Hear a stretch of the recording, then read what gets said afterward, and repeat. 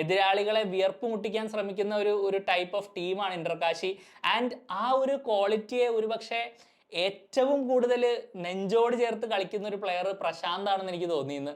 കഴിഞ്ഞ ആദ്യ മത്സരത്തിലും ഒരു ഗോള് കണ്ടെത്തി, മികച്ചൊരു ഫിനിഷിലൂടെ ഒരു ഗോള് കണ്ടെത്തി. ഈ ഒരു മത്സരത്തിലും ഇന്റർകാശി എന്തൊക്കെ ചെയ്യാൻ ശ്രമിച്ചോ, അവർക്ക് ഒഡീഷനെ ബ്രേക്ക് ഡൗൺ ചെയ്യാൻ പറ്റിയില്ല എന്നുള്ളതൊരു യാഥാർത്ഥ്യം തന്നെയാണ്. പക്ഷെ ഇന്റർകാശി എപ്പോഴൊക്കെ ആ ഒരു ത്രട്ടനിങ് ആയിട്ട് തോന്നിയോ അപ്പോഴൊക്കെ അതിൻ്റെ അകത്ത് പ്രശാന്തിന്റെ ഒരു ഇൻഫ്ലുവൻസ് ഉണ്ടായിരുന്നു. സൂപ്പർ ലീഗ് കേരളയിൽ ഞാൻ കാലിക്കറ്റ് FC-യുടെ ഒരു ഒട്ടുമിക്ക എല്ലാ കളികളും കണ്ട ഒരാളാണ്. പ്രശാന്തിന്റെ പെർഫോമൻസ് വളരെ ക്ലോസ് ആയിട്ട് വാച്ച് ചെയ്ത ഒരാളാണ്. ആ ഒരു പ്ലെയറിൽ ഒരു ചേഞ്ച് വന്നിട്ടുണ്ട്, ഒരു സ്പാർക്ക് വന്നിട്ടുണ്ട് എന്നുള്ളതിൽ ഒരു സംശയവുമില്ല. പുള്ളിയോട് സംസാരിക്കാനുള്ള ഒരു ഭാഗ്യവും കൂടെ എനിക്ക് കിട്ടിയിരുന്നു. ആ ഒരു സംസാരത്തിലാണെങ്കിലും ഒരു മെച്യൂരിറ്റിയും ആ ഒരു എന്താ പറയാ, പണ്ട് നമ്മൾ കണ്ടിരുന്ന ആ ഒരു പയ്യനല്ല, ആ ഒരു യങ്സ്റ്റർ അല്ല. ഒബ്വിയസ്ലി കാലിക്കറ്റ് FC-യിൽ ഒരു വലിയ ലീഡർഷിപ്പ് റോൾ ചുമലിൽ ഏറ്റവും ഒരു പ്ലെയർ ആണ്.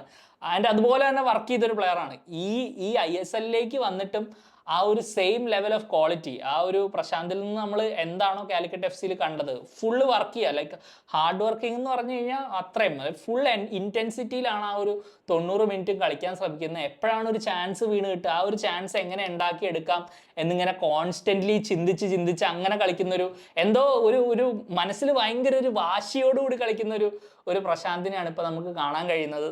വളരെ നല്ല കാര്യമാണ്. കാരണം ഒരു മലയാളി പ്ലെയർ ഈ ഒരു ISL-ലേക്ക് വീണ്ടും ഒരു തിരിച്ചുവരവ് നടത്തി. ഇവിടെ ഒരു ഇമ്പാക്ട് 2 മത്സരങ്ങളിലും തീർച്ചയായിട്ടും ഒരു നോട്ടിസബിൾ ആയിട്ടുള്ള ഇമ്പാക്ട് പ്രശാന്ത് കൊണ്ടുവന്നു എന്നുള്ളതിൽ ഒരു സംശയമില്ല. ഇല്ലെങ്കിൽ ആ പ്രശാന്തിന് ആ ലൈനപ്പിൽ ഒരു സ്ഥാനം കൊടുക്കില്ല. കാരണം ഹബാസ് നമുക്കറിയാം, പുള്ളി ഒരു നോൺസെൻസ് മാനേജറാണ്. പുള്ളിക്കറിയാം ആര് ഏത് പ്ലെയർ എവിടെ കളിപ്പിക്കണം, എങ്ങനെ കളിപ്പിക്കണം.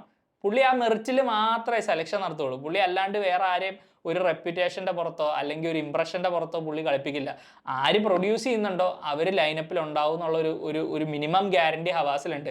ഹവാസിന്റെ ടീമിന്റെ അറ്റാക്കിലെ ഒരു മെയിൻ കണ്ണി ആവാൻ പ്രശാന്തിനായിട്ടുണ്ടെങ്കിൽ അതൊരു വലിയ ക്വാളിറ്റി തന്നെയാണ്. അപ്പുറത്തെ സൈഡിൽ രോഹിത് ദാനു കളിച്ചെങ്കിലും രോഹിത് ദാനുവിനേക്കാളും കുറച്ചും കൂടെ ഫിസിക്കലും കുറച്ചും കൂടെ ഡയറക്റ്റും കുറച്ചും കൂടെ പേസിയാണ് പ്രശാന്ത്. അതുകൊണ്ട് തന്നെ ഡിഫൻഡർമാരെ അൺസെറ്റിൽ ചെയ്യാനുള്ള ഒരു ഡെഡ്ലി കോമ്പിനേഷൻ പുള്ളിയുടെ ഉണ്ട്. പുള്ളി ഫിസിക്കലി നല്ലോണം വർക്ക് ചെയ്തിട്ടുണ്ട്. അത് നമുക്ക് പ്ലെയറിനെ കണ്ടറിയാം. ആ ഒരു ഇന്റൻസിറ്റിയും ആ ഒരു ക്വിക്ക് ആയിട്ടുള്ള ആക്സിലറേഷനും ഒരു എക്സ്പ്ലോസീവ് സംഭവം വേണം വിങ്ങേഴ്സിന്.